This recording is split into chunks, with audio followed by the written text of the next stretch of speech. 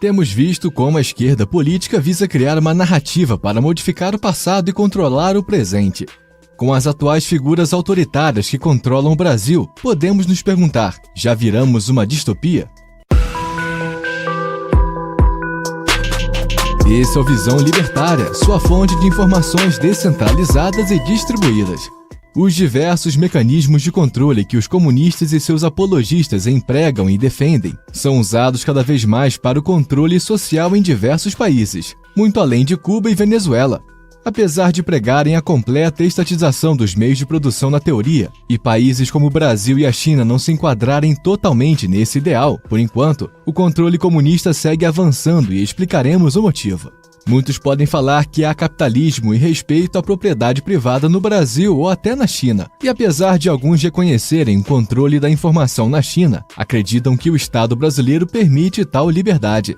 Mas a economia da maioria dos países rotulados de capitalistas é fortemente regulada e controlada pelo governo e seus burocratas.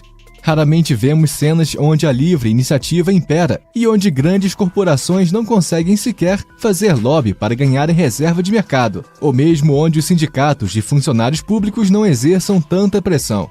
Portanto, rotular esses países de capitalistas é um erro, e isso já nos mostra que carecemos de muita liberdade econômica, e pior, no quesito liberdade de expressão, estamos trilhando o modelo chinês.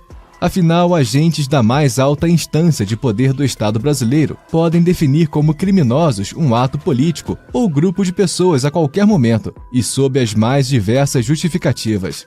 Assim, da mesma forma que a oposição na China é perseguida e criminalizada, podemos vislumbrar um cenário em que isso ficará mais latente no Brasil. De uns anos para cá, com a ampla divulgação de novas ideias que representam uma disrupção ao status quo que sempre controlou o povo brasileiro, as elites sentiram a necessidade de cercear a liberdade de expressão. Violando princípios de liberdades individuais que estavam até mesmo protegidos pela Constituição de 88, alguns togados todo-poderosos resolveram manipular o discurso e criar bodes expiatórios para justificar perseguições ilegais e ilegítimas. Mas seria muita ingenuidade pensar que eles agem sozinhos. Existe toda uma classe de pessoas, sejam políticos poderosos da esquerda que têm inúmeros contatos e influência, até outros tantos vendidos sem princípios morais que fazem parte desse regime, que carregam essa culpa. Cabe lembrar que instituições do judiciário que pensamos serem ocupadas por profissionais de perfis técnicos são meros agentes de partidos políticos, já que o presidente da República é quem indica as pessoas para esses cargos. Assim, levando em consideração décadas de gestões petistas e dos tucanos, podemos ter certeza de que esse aparelhamento começou há muito tempo atrás. Isso acaba com qualquer ideia de isenção que essas instituições poderiam ter e abre brecha para um controle político e social total do Estado brasileiro sobre nossas vidas. Agora, além do aparelhamento político das instituições, novas tecnologias como a moeda digital, o Drex, que tem sido apresentada como facilitadora para as transações financeiras, podem piorar esse cenário distópico. Imagine o governo brasileiro com sua sanha de controle, que busca expropriar cada centavo do povo brasileiro, e com o novo poder do judiciário que bloqueia contas e coloca multas exorbitantes em pessoas comuns, tendo acesso a uma ferramenta como o Drex. O que podemos esperar? Sigilos bancários e anonimato serão coisa do passado, já que o Banco Central terá informação sobre cada pessoa e transação, facilitando os métodos de punição e permitindo a criação de um sistema de engenharia social. Impedir você de gastar e comprar determinados produtos ou de transferir dinheiro para certas pessoas são possibilidades assustadoras que uma moeda digital monopolizada pelo Banco Central pode ter. Assim, destruir a vida de um dissidente poderá ser feito em questão de alguns minutos, com um simples apertar de um botão. Portanto, a grande inimiga a se combater no mundo financeiro será essa nova moeda digital do governo. Cabe aqui perguntar: a quantos passos estamos do cenário sombrio de 1984, onde o Ministério da Verdade moldava a realidade? Para responder isso, vamos trazer uma definição bastante simples de distopia, que você pode facilmente achar na internet. Abre aspas. Distopia é qualquer representação ou descrição, organizacional ou social, cujo valor representa a antítese da utopia ou promove a vivência em uma utopia negativa. O termo também se refere a um lugar, época ou estado imaginário em que se vive sob condições de extrema opressão, desespero ou privação. Fecha aspas. Um método muito comum de criar controle social eficaz ao longo da história das ditaduras foi espalhar medo entre a população, sempre ancorado em narrativas repetidas com frequência. No romance distópico Fahrenheit 451, vemos que as pessoas sob o jugo do regime totalitário são ensinadas sobre os perigos dos livros e como elas podem sofrer as consequências se desobedecerem às ordens. Aqueles que ousam ler e guardar livros em casa são vistos como rebeldes insurgentes, que ameaçam a ordem social e representam um perigo aos seus concidadãos. Afinal, ideias são perigosas e elas podem iluminar mentes que estão adormecidas. É comum também que o regime no poder crie inimigos em comum para unir a população em torno de uma causa, enganando as massas sobre o verdadeiro inimigo, como Joseph Stalin fez na União Soviética, por exemplo. As propagandas soviéticas visavam difamar os inimigos do povo, sejam os kulaks ou antirrevolucionários, como se eles fossem os culpados pelas mazelas do povo russo. Apesar de antiga, a estratégia se repete e ainda funciona hoje. Por exemplo, você não acha estranho que as autoridades supremas da mais poderosa corte, aqui no Brasil, possam demonizar qualquer pessoa que divulga ideias perigosas, rotulando essas pessoas de antidemocráticos e radicais? Quem seriam essas pessoas? Entre elas, um jovem gamer conhecido por falar algumas abobrinhas em podcasts na internet passou a ser visto como uma ameaça ao Estado democrático de direito. Em outros casos, você tem deputados que adotam críticas mais incisivas aos ditadores de plantão e revelam algumas verdades constrangedoras para o poderoso establishment. Um deles, após soltar um vídeo criticando você sabe quem, foi preso mesmo com imunidade parlamentar, enquanto vários apologistas do regime aplaudiam essa violação de direitos fundamentais. A normalização da injustiça e do absurdo é sempre essencial para manter o regime de pé.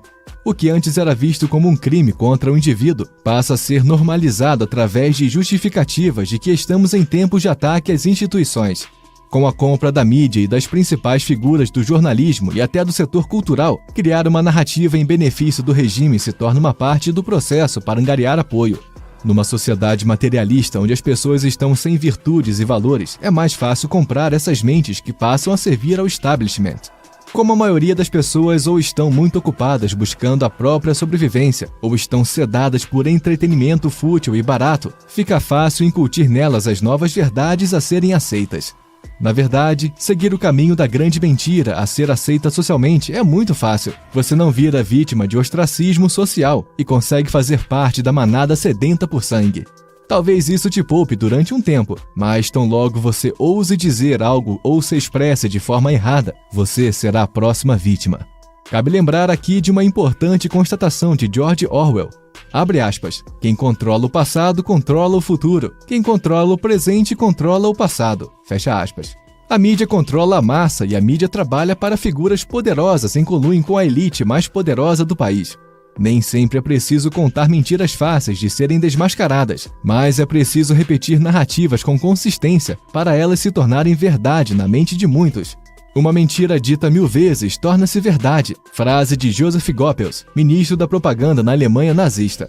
Qualquer versão dos fatos que ameace a narrativa oficial precisa ser ridicularizada, até o ponto em que seus defensores sejam vistos como charlatões ou malucos e passem a ser vilipendiados por todos. Esse é um dos claros motivos de o Estado e seus burocratas nunca abrirem mão do controle educacional. Afinal, o objetivo primordial deles é doutrinar nossas crianças e torná-las conformistas e dóceis, futuros soldados a fazerem parte da engrenagem da tirania. Mas não podemos nos esquecer, como diria Thomas Jefferson, abre aspas, revoltarmos-nos contra a tirania é obedecer a Deus, fecha aspas. Realmente estamos num tempo em que as pessoas que têm pensamento independente e críticos são vistas como ameaçadoras, subversivas e tão logo passam a ser as novas vítimas das propagandas do regime. Rótulos, insultos e difamações não faltam a essas pessoas, e agora mandados de prisão, multa e bloqueio de redes sociais começaram a virar o novo normal. Um exemplo foi o famoso e carismático empresário brasileiro que gostava de se trajar de verde e amarelo e nos alertar sobre os perigos do comunismo. Infelizmente, ele está impedido de se expor e de se pronunciar em suas próprias redes sociais, mesmo sem ter praticado nenhum crime. Enquanto isso, vemos criminosos reais com longa ficha criminal serem soltos quase todos os dias. Essa inversão de valores e normalização da injustiça é algo inaceitável. A verdade é que a verdadeira resistência, não só no Brasil, mas em vários locais, surgiu nos últimos anos devido a essa perda do controle informacional e das narrativas que a grande mídia teve ao longo das últimas décadas. Talvez o rápido avanço das tecnologias derivadas da internet, como as redes sociais e seus mecanismos de divulgação de ideias, acabaram surpreendendo essa elite. Os verdadeiros intelectuais preocupados com a verdade e com as análises sérias e racionais passaram a ter voz graças a essa poderosa tecnologia descentralizada, que vem nos dando uma esperança de vitória, a internet. Apesar de todas as dificuldades pelo caminho, como o ativismo judicial que impera no Brasil e o avanço de uma tática de silenciamento através do vitimismo e do politicamente correto, os brasileiros estão despertando. A batalha não é fácil, mas ao contrário dos vários povos escravizados no passado, como os chineses sob a tirania de Mao Tse-tung ou os alemães sob Hitler, hoje contamos com ferramentas que nos permitem proteger contra os abusos estatais, e uma delas é o Bitcoin. Deixamos como recomendações aqui os vídeos. A corrida pelo Bitcoin determinará o futuro da liberdade econômica. E Bitcoin e anarcocapitalismo, a solução descentralizada para a economia atual.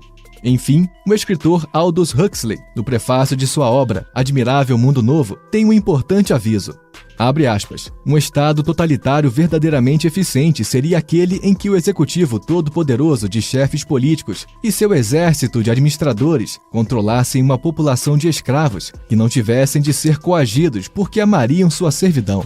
Fazer com que eles a amem é a tarefa confiada, nos estados totalitários de hoje, aos ministérios da propaganda, diretores de jornais e professores. Fecha aspas. Obrigado por sua audiência.